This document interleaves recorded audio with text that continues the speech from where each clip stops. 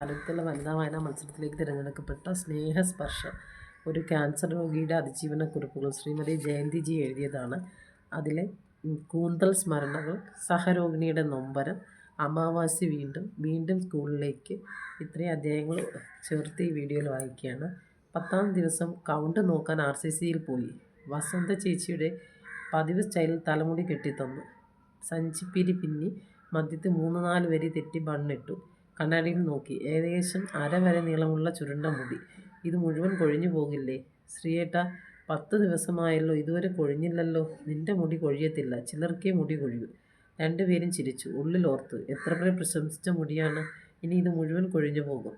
നഷ്ടങ്ങളുടെ പട്ടികയിൽ മുടിക്കും സ്ഥാനം. 7ാം ക്ലാസ്സിൽ പഠിക്കും വരെ അമ്മ കൂടെ തോളറ്റം വരെ മുറിച്ച് കളയും. 3 വർഷത്തെ ഇടവേളയ്ക്ക് ശേഷം പ്രീ ഡിഗ്രിക്ക് വീണ്ടും കണ്ടുമുട്ടിയപ്പോൾ ഒരു കൂട്ടുകാരി അത്ഭുതപ്പെട്ടു.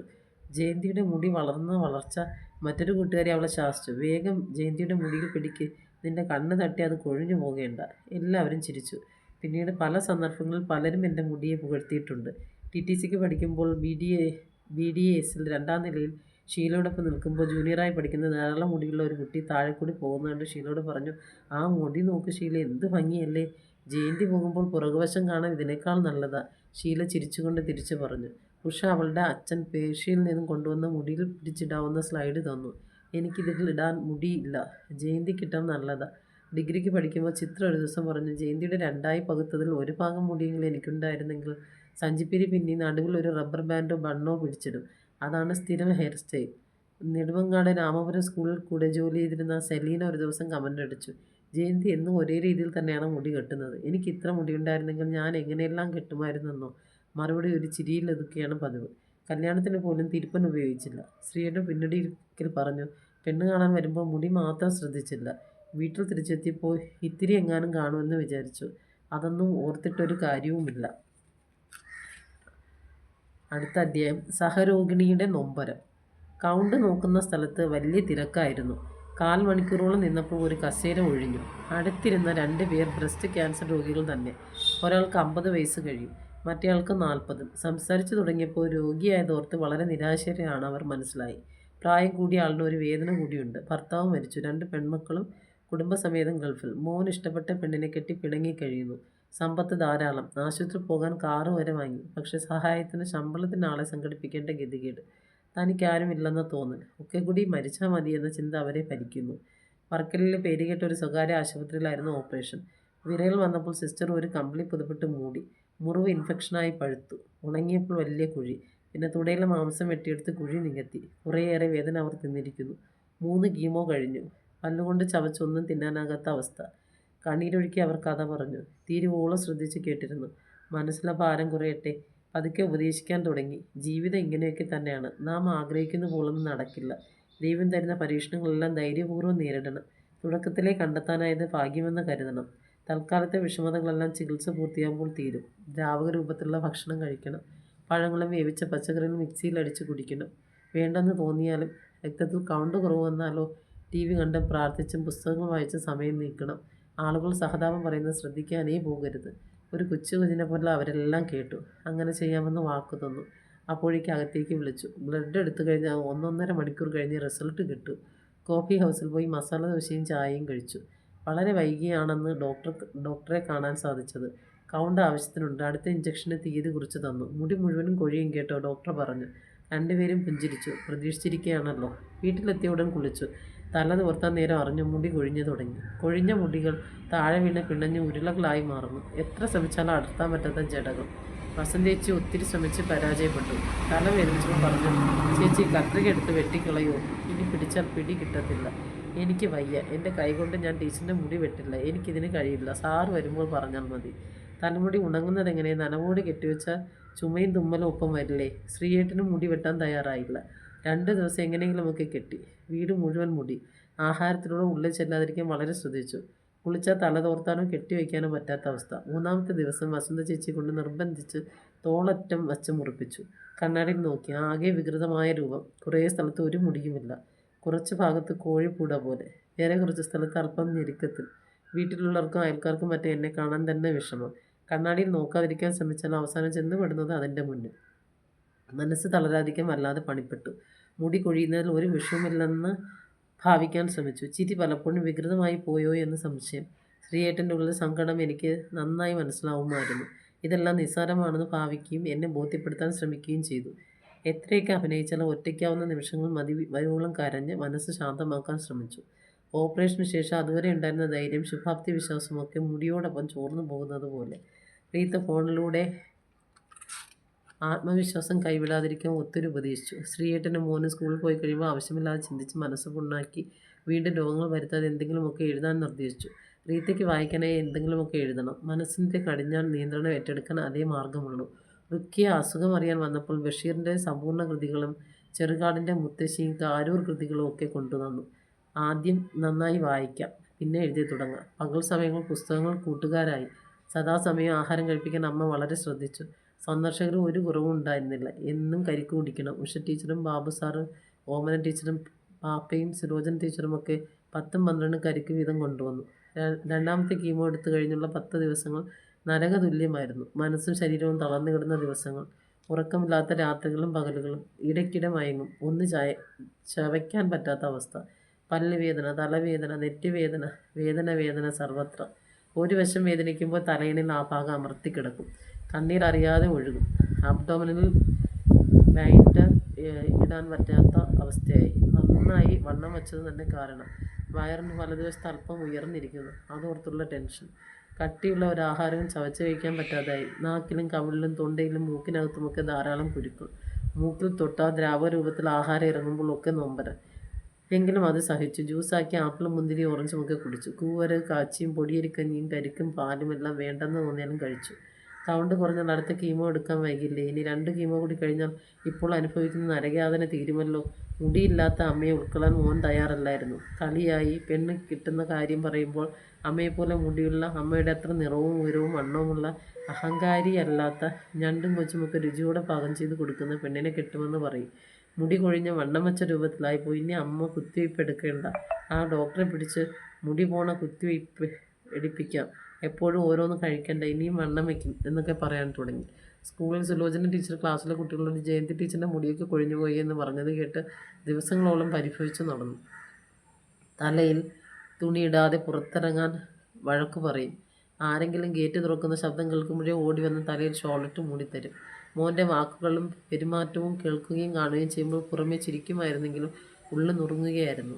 അടുത്ത തവണ കീമോ എടുക്കാൻ പോയപ്പോൾ എൻ്റെ സ്കൂളിൽ 3ൽ പഠിക്കുന്ന അപർണയുടെ അമ്മ രമയെ കണ്ടു. സാർ അവധിയായിരുന്ന ദിവസമാണ് രമ റിവ്യൂവിന് ചെന്നത്. ഏതോ ജൂനിയർ ഡോക്ടറെ കണ്ട് തിരിച്ചുപോയി. പാത്തോളജിയിൽ നിന്ന് റിസൾട്ട് വാങ്ങുന്ന കാര്യമൊന്നും രമയോട് പറഞ്ഞില്ല. 2 മാസം കഴിഞ്ഞ് വയറുവേദനയും പെരുക്കവും മൂലം വല്ലാതെ ബുദ്ധിമുട്ടി സാറിനെ കാണാൻ ചെന്നപ്പോഴാണ് RCCയിലേക്ക് റെഫർ ചെയ്തത്. രമ ആകെ തളർന്നുപോയി. രോഗിയാണ്, ഇനി ജോലി ചെയ്യാനൊന്നും കഴിയില്ല, മരിച്ചു പോവുകയേ ഉള്ളൂ എന്ന ഭയം ഒരു വശത്ത്. ഭർത്താവ് ഉപേക്ഷിച്ചത് മൂലം 2 ചെറിയ മക്കളുടെ സംരക്ഷണം, ഭാരിച്ച ചികിത്സാ ചെലവ്, ഇവ വഹിക്കാനുള്ള പണമില്ലാത്ത അവസ്ഥ മറുവശത്ത്. കഴിയും വിധം ധൈര്യം പകരാൻ ശ്രമിച്ചു. ചുറ്റും കണ്ട ദയനീയ രൂപങ്ങളിലേക്ക് ശ്രദ്ധ തിരിച്ചു. കൈക്കുഞ്ഞുങ്ങൾ മുതൽ പടുവൃദ്ധർ വരെയുള്ള രോഗികൾ. അവരെക്കാൾ ഭേദമല്ലേ നമ്മുടെ സ്ഥിതി? ധൈര്യപൂർവ്വം ചികിത്സ ചെയ്യണം. ആരോഗ്യം വീണ്ടെടുത്ത മക്കളെ പോറ്റാൻ വീണ്ടും ജോലി ചെയ്യാം.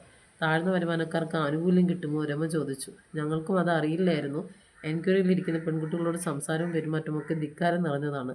അതിന് അവരോട് ചോദിക്കാനും തോന്നിയില്ല. സാറിനോട് ചോദിച്ചിട്ട് പറയാം, രമയ്ക്ക് വാക്ക് കൊടുത്തു. അന്ന് ബ്യൂല ഡോക്ടറാണ് OPയിലുണ്ടായിരുന്നത്. അസ്വസ്ഥതകളൊക്കെ വിവരിച്ചപ്പോൾ കരുണയൂറുന്ന സ്വരത്തിലും ഭാവത്തിലും പറഞ്ഞു, മുടി കൊഴിഞ്ഞു പോകുമ്പോൾ ഇത്തരം അവസ്ഥകളൊക്കെ ഉണ്ടാകും. സാരമില്ല, ഇഞ്ചക്ഷൻ തീരുമ്പോൾ എല്ലാം മാറും. സുന്ദരകാന്തി എന്ന പേരുള്ള എല്ലും തൊലിയും മാത്രമുള്ള വികൃതയായ ഒരു വൃദ്ധ. അടുത്ത കീമോ കുറച്ച് ദിവസങ്ങൾ കഴിഞ്ഞെടുത്താൽ മതിയെന്ന് ശഠിച്ചു. ഇന്ന് എടുത്തെങ്കിൽ ഇനി എടുക്കുമ്പോൾ ഇതുവരെ എടുത്തതെല്ലാം ഒന്നുകൂടി എടുക്കണം. പറയുന്ന ഇടവേളകളിൽ തന്നെ എടുത്താലേ ഫലമുള്ളൂ. ഡോക്ടർ ശകാരിക്കുന്നു. ഇതാണോ ആത്മവിദ്യാലയം? ഇവിടെ പണ്ഡിതനെന്നോ പാമരനെന്നോ ധനികനെന്നോ ദരിദ്രനെന്നോ ശിശുവെന്നോ കൗമാരക്കാരനെന്നോ ചെറുപ്പക്കാരനെന്നോ വൃദ്ധരെന്നോ ഒരു വ്യത്യാസമില്ല. എല്ലാവരും രോഗികൾ മാത്രം, മരണം മുന്നിൽ കാണുന്നവർ. എന്നാലും പുറത്ത് പലരും മറ്റുള്ളവരെ എങ്ങനെയും ദ്രോഹിച്ച് സൗഭാഗ്യങ്ങൾ ഉണ്ടാക്കാൻ ശ്രമിക്കുന്നു. താനാണ് വലിയവനെന്ന് ഓരോരുത്തരുടെയും ഭാവം. സമ്പത്ത്, പദവി, പ്രശസ്തി, സുഖഭോഗങ്ങൾ ഇവയ്ക്ക് പിന്നാലെ പായുമ്പോൾ തങ്ങളുടെ കുതിപ്പുകൾക്ക് കടിഞ്ഞാണിടാൻ തക്കം പാർത്ത രോഗങ്ങൾ, അപകടങ്ങൾ കാത്തിരിപ്പുണ്ടെന്നോർക്കുമോ? ആശുപത്രികളിൽ ഒരു ദിവസമെങ്കിലും എത്തിപ്പെടുന്നവർ ചുറ്റും മനസ്സിരുത്തി ഒന്ന് നിരീക്ഷിച്ചാൽ മനസ്സിലെ സ്വാർത്ഥതകളും അഹങ്കാരങ്ങളും ഒക്കെ വെടിയില്ലേ? ഇല്ല, ഇത് ലോക സ്വഭാവമാണ്. തൻ്റെ നേർക്ക് വരുമ്പോഴേ അതിൻ്റെ ചൂടറിയൂ. മറ്റുള്ളവർക്ക് വരുമ്പോൾ പുറമേ സഹതപിക്കുകയും ഉള്ളാലെ സന്തോഷിക്കുന്നവരുമാണ് പലരും. വീണ് കിടക്കുന്നവനെ വാക്കുകൾ കൊണ്ട് പെരുമാറ്റം കൊണ്ട് ചവിട്ടിത്തേക്കാൻ ശ്രമിക്കുന്നവരുടേതാണ് ഈ ലോകം. ആശുപത്രികളിലെ കാഴ്ചകൾ കാണാനിടയാവുമ്പോൾ മനസ്സിലെ അഹങ്കാരങ്ങൾ ഇല്ലാതാവുന്നവരുടെ എണ്ണം വിരളമാണ്. മിക്കവരുടെയും ഹൃദയം അലിയുന്നവയല്ല. അല്ലെങ്കിൽ ആശുപത്രി ജീവനക്കാരല്ലേ, ഡോക്ടർ മുതൽ തൂപ്പുകാർ വരെയുള്ളവർ ആദ്യം ദയാലുക്കളാകേണ്ടത്? വീട്ടിൽ ചെന്ന് കാണുന്നവരെ മാത്രം ഒപ്പിൽ പരിശോധിച്ചിട്ട് മറ്റുള്ളവരെ അസിസ്റ്റന്റിനെ കൊണ്ട് നോക്കിക്കുന്നവരല്ലേ ഇവിടെ പേരെങ്കിലും. ഉച്ചയാകും മുമ്പേ സ്വന്തം വീടുകളുടെ കൺസൾട്ടിംഗ് റൂമിൽ പണസമ്മാനത്തിന് വേണ്ടി രോഗികളെ സ്വീകരിക്കുന്നവരുമുണ്ട്. നിസ്സഹായരായ രോഗികളുമായി എത്തുന്നവരെ കൂടുതൽ ഭയപ്പെടുത്തി ആവശ്യമില്ലെങ്കിലും വിലയേറിയ മരുന്നുകൾ കുറിച്ച് കൊടുക്കുന്നവരും കൂട്ടത്തിലുണ്ട്. ചിലരുടെ കൺസൾട്ടിംഗ് റൂമുകൾ അത്യന്താധുനിക ഉപകരണങ്ങളാൽ അലങ്കരിക്കുന്ന ലാബുകൾ കൂടിയാണ്. അവിടെ എത്തുന്ന രോഗികൾ ചിലവേറിയ പല ടെസ്റ്റുകളും വിധേയരാകപ്പെടുന്നു. പട്ടിണി പാവങ്ങൾ എന്തു ചെയ്യാൻ? ഓപ്പറേഷൻ വേണ്ടി വരുന്നവരുടെ കാര്യമാണ് കഷ്ടം. കൈക്കൂലി കൊടുത്തില്ലെങ്കിൽ പല കാര്യങ്ങളും പറഞ്ഞ് ഓപ്പറേഷൻ തീയതി നീട്ടും. ജനറൽ വാർഡുകളിൽ പലപ്പോഴും ഓപ്പറേഷൻ കഴിഞ്ഞവർക്ക് പോലും തറയിൽ കിടക്കേണ്ടി വരും.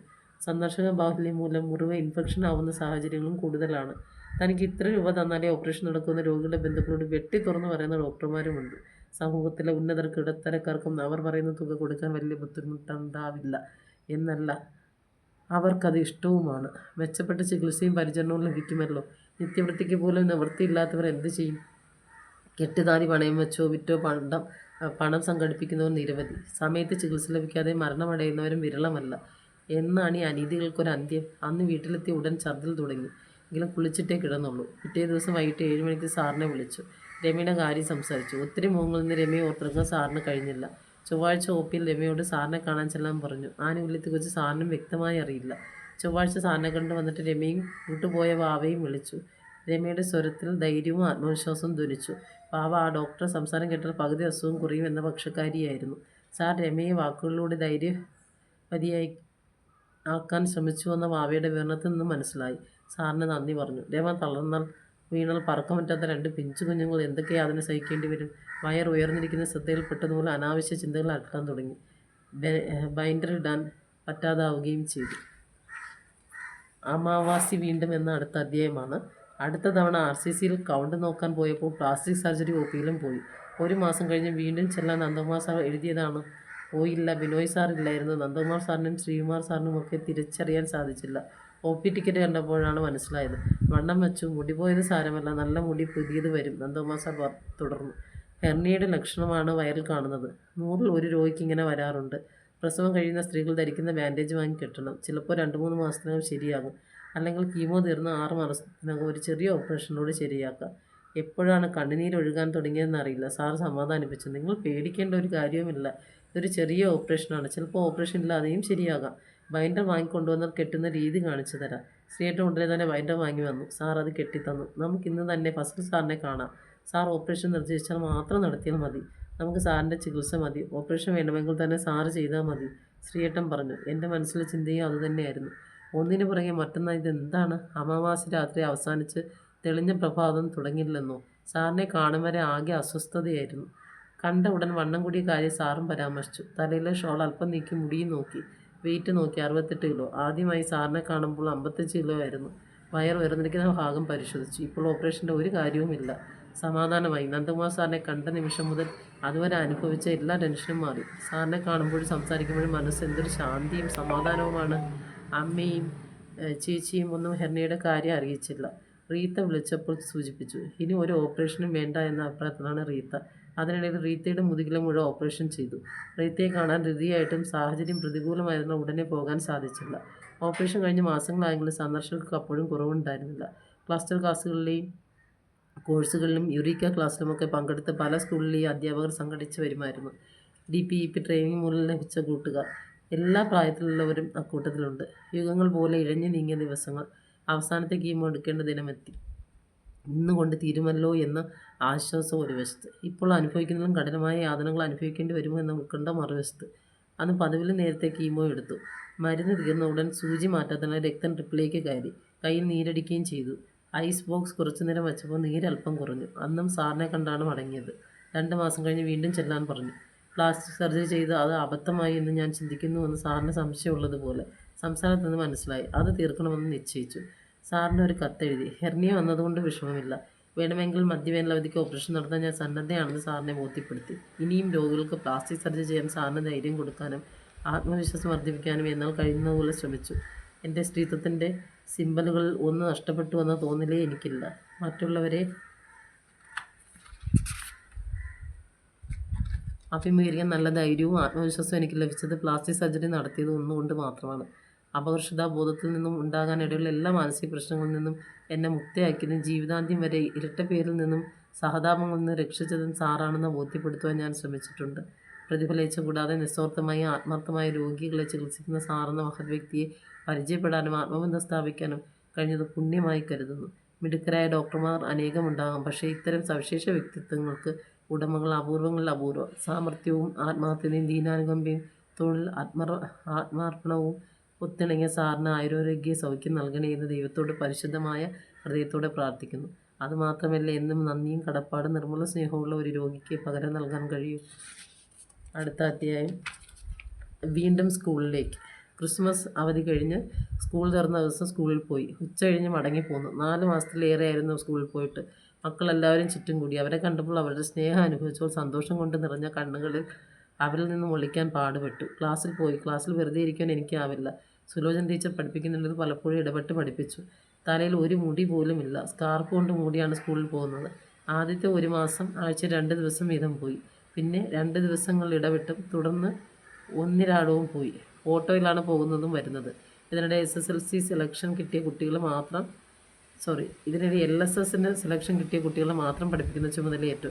അപ്പോൾ കൂടുതൽ ബുദ്ധിമുട്ട് കൂടാതെ പഠിപ്പിക്കാൻ സാധിച്ചു. പാഠപുസ്തകങ്ങളിലെ ഹാൻഡ് ബുക്കിലെയും പ്രവർത്തനങ്ങളും കൂടാതെ ഉയർന്ന നിലവാരത്തിലുള്ള പല പ്രവർത്തനങ്ങളും നൽകുവാൻ സമയം കിട്ടി. കീമോ തീർന്നപ്പോൾ അമ്മ വീട്ടിലേക്ക് തിരിച്ചുപോയി. 1 മാസം കഴിഞ്ഞപ്പോൾ മുടി കിളിർക്കാൻ തുടങ്ങി. വളരെ ശക്തി കുറഞ്ഞ ചെമ്പിച്ച മുടികൾ. മുടി മുളയ്ക്കാൻ തുടങ്ങിയ സന്തോഷവരെ ആൾക്കാരെല്ലാം അറിയിക്കാൻ 3 ഓടി. 1-ാം ക്ലാസ്സിലെ ക്ലാസ് ടീച്ചർ രാധ ടീച്ചർ വരാത്ത ഒരു ദിവസം അവിടെ പോയി. ഒരാൾ വിളിച്ചുകൂവി, "ഡോ ദാ മൊട്ടച്ചി സാർ വരുന്നു." ഉറക്കെ ചിരിച്ചു. നിഷ്കളങ്കരായ കുട്ടികൾക്ക് ഈ മൊട്ടച്ചി സാറിനെ കുറിച്ച് എന്തറിയാം? ഈ ജോലി, നിഷ്കളങ്കരായ കുട്ടികളുടെ സാമീപ്യം, കൊഞ്ചലുകൾ, സ്നേഹം, ഇവയിലൂടെ ഞാനെൻ്റെ വേദനകൾ മറക്കാൻ ശ്രമിക്കുന്നു. 2 മാസത്തെ മധ്യവേനൽ അവധിയായി. ബുദ്ധിമുട്ടുള്ള പണികളൊഴികെ മറ്റെല്ലാം ചെയ്യാൻ തുടങ്ങി. മതിയായ വിശ്രമം, നല്ല ആഹാരം, രോഗവിമുക്തി നേടിയ ആഹ്ലാദം ഒക്കെ ആയപ്പോൾ ശരീരഭാരം നന്നായി കൂടി. രാവിലെയും വൈകുന്നേരം മോനോടൊപ്പം നടക്കാൻ പോകാൻ തുടങ്ങി. വയലിൻ്റെ കരയിലൂടെ തോടിൻ്റെ അരികിലൂടെ നടക്കുമ്പോൾ മോന് പഠിക്കേണ്ട മലയാള പദ്യങ്ങൾ ഹൃദിസ്ഥമാക്കിയത് പാടി രസിച്ച് ഞങ്ങൾ നടക്കും. അവധി കഴിഞ്ഞ് സ്കൂൾ തുറന്നപ്പോഴേക്കും ദിനചര്യകൾ പഴയ പടിയായി. കഴിഞ്ഞുപോയ ദുരിതപർവം ഓർക്കാൻ ഇഷ്ടമില്ലാത്ത ദുസ്വപ്നമായി മാറിക്കഴിഞ്ഞിരുന്നു. പുതിയ പുതിയ സ്വപ്നങ്ങളുടെയും പ്രതീക്ഷകളുടെയും ചിറകിലേറെ ജീവിതയാത്ര തുടരുകയാണ് ഞാനിപ്പോൾ. അതിനൊരു പിൻകുറിപ്പൂടെ ഉണ്ട്. കൃത്യസമയത്ത് ചികിത്സ തുടങ്ങിയതിനാൽ ഞാൻ അർബുദത്തിൻ്റെ പിടിയിൽ നിന്നും മുക്തയായി സാധാരണ ജീവിതത്തിലേക്ക് മടങ്ങി വന്നു. പക്ഷേ എൻ്റെ സഹരോഗികളിൽ പലരും ഇതിനകം ചരിത്രമായി കഴിഞ്ഞിരുന്നു. ചികിത്സ തുടങ്ങാൻ വൈകിയത് മൂലം അവരുടെ കുഞ്ഞുങ്ങൾ അമ്മയില്ലാത്തവരായി. അവരുടെ മക്കളുടെ അച്ഛന്മാർ വൈകാതെ പുതിയ ഭാര്യമാരെ കണ്ടെത്തുകയും ചെയ്തു. 10 അമ്മ ചമഞ്ഞാലും പെറ്റമ്മയാകില്ല. ഈ പഴഞ്ചൊല്ലിൽ ലവലേശം പതിരില്ല തന്നെ. ഒരു സ്ത്രീയുടെ സ്ത്രീത്വത്തിൻ്റെ സിമ്പലുകളാണ് സ്ഥലങ്ങളും ഗർഭപാത്രവും. ഇന്ന് 30 വയസ്സ് കഴിയുമ്പോഴേ ഗർഭപാത്രം നീക്കുന്ന ശസ്ത്രക്രിയയ്ക്ക് വിധേയരാകുന്ന നിരവധി സ്ത്രീകളുണ്ട്. ഗർഭപാത്രം ശരീരത്തിൽ നിന്ന് പോയിക്കഴിഞ്ഞാൽ സന്തോഷകരമായ ദാമ്പത്യ ജീവിതം നയിക്കാൻ കഴിയില്ല എന്ന മിഥ്യാധാരണ പലരും വച്ച് പുലർത്താറുണ്ട്. ഇത്തരം ശസ്ത്രക്രിയ നടന്ന സ്ത്രീകളിൽ നടത്തിയ സർവേ വ്യക്തമാക്കുന്നത് ഗർഭപാത്രമില്ലെങ്കിൽ പ്രസവിക്കാൻ കഴിയില്ലെന്നല്ലാതെ സംതൃപ്ത ദാമ്പത്യ ജീവിതത്തിൻ്റെ പാതയിൽ തടസ്സങ്ങൾ സൃഷ്ടിക്കാൻ ഈ ഒരു കാര്യം നിമിത്തമാകുന്നില്ല എന്നാണ്. അതുപോലെ തന്നെയാണ് സ്ഥാനാർബുദ ശസ്ത്രക്രിയയുടെയും കാര്യം. മനസ്സുകൾ തമ്മിൽ പൊരുത്തമുണ്ടെങ്കിൽ ശരീരഭാഗങ്ങളുടെ നഷ്ടങ്ങൾ കുടുംബജീവിതത്തിൽ വിള്ളലുകൾ ഉണ്ടാക്കുകയില്ല. മറിച്ച് ബന്ധം കൂടുതൽ ദൃഢമാവുകയാണ് ചെയ്യുന്നത്. യാതനാനിർഭരമായ ചികിത്സാ കാലയളവ് കഴിയുമ്പോൾ പൂർവാധികം ഭംഗിയായി ദൈനംദിന ജീവിതത്തിലേക്ക് തിരിച്ചു വരാൻ ഏതൊരു വ്യക്തിക്കും സാധിക്കുക തന്നെ ചെയ്യും. രോഗം അത് ആർക്കും എപ്പോൾ വേണമെങ്കിലും വരാം. വന്നാൽ തളരാതെ അവസാന നിമിഷം വരെ പൊരുതി നിൽക്കാനുള്ള മനോധൈര്യം പ്രാപ്തമാക്കാൻ സാധിച്ചാൽ രോഗം നമ്മുടെ മുമ്പിൽ പഞ്ചപുച്ഛമടക്കി മടങ്ങി തിരിച്ചു പോകും. രോഗത്തേക്കാൾ നാം ജാഗരൂകരായിരിക്കേണ്ടത് സഹതാപവും പൊള്ളയായ സ്നേഹപ്രകടനവുമായി അടുത്ത് കൂടുന്നവരെയാണ്. മിത്രത്തിൻ്റെ രൂപം ധരിച്ചെത്തുന്ന ആട്ടിൻതോലിട്ട ചെന്നായ്ക്കളെ പോലെയാണ് അവർ നാം അറിയാതെ നമ്മെപ്പറ്റി പല കഥകളും മെനഞ്ഞുണ്ടാക്കും. അവരുടെ ഭാവനാ സൃഷ്ടികൾ യാഥാർത്ഥ്യത്തെ വെല്ലുന്ന തരത്തിൽ ഇത്തരം കഥകൾ കേൾക്കാൻ ഇഷ്ടമുള്ളവരുടെ മുമ്പിൽ കലാചാരിതയോടെ നിരത്തും. അക്കഥകൾ കാതുകളും നാവുകളും കൈമാറി നമ്മുടെ ചെവികളിൽ എത്തിയാൽ അതർഹിക്കുന്ന അവജ്ഞയോടെ തള്ളിക്കളയുക. പാവങ്ങൾ, അവർ പറഞ്ഞ സായുജ്യം അടഞ്ഞോട്ടെ. ഒന്നും നഷ്ടപ്പെടാത്തവർ നയിക്കുന്നതിനേക്കാൾ സാർത്ഥകമായ ഒരു ജീവിതം നമ്മെ കാത്തിരിപ്പുണ്ട്. സമൂഹത്തിലായാലും ഔദ്യോഗിക ജീവിതത്തിലായാലും കുടുംബജീവിതത്തിലായാലും പണ്ടത്തേതിലും എത്രയോ ഇരട്ടി തിളങ്ങാൻ നമുക്ക് സാധിക്കും. രോഗം ഒരു ശാപമായല്ല കാണേണ്ടത്. നമ്മുടെ വ്യക്തിത്വത്തെ കൂടുതൽ പുഷ്ടിപ്പെടുത്താനും നാം അറിയാത്ത പല ലോകങ്ങളും പൊയ്മുഖങ്ങളും നമുക്ക് കാട്ടിത്തരാനുമുള്ള ഒരു നിമിത്തമാണത്.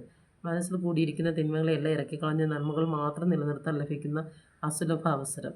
ക്യാൻസറിനെ അതിജീവിക്കുന്ന ഓരോ ആളും പുതിയ വ്യക്തിയായി തീരും. മനസ്സിൽ നന്മയും സഹജീവികളോട് സ്നേഹവുമുള്ള നശ്വരങ്ങളായ സുഖഭോഗങ്ങളിലും സ്ഥാനമാനങ്ങളിലും അഭിരമിക്കാത്ത വ്യക്തികൾ. വ്യത്യസ്തരായ വ്യക്തികളാകാൻ വേണ്ടത് ആത്മധൈര്യവും ശാരീരിക മാനസിക വേദനകൾ സഹിക്കാനുള്ള ഉൾക്കരുത്തും ക്ഷമയും എല്ലാത്തിനുപരി പ്രിയജനങ്ങളുടെ കൈത്താങ്ങുമാണ്. രോഗം സമ്മാനിച്ച പാടുകളെ നിധിയായി സൂക്ഷിക്കുക.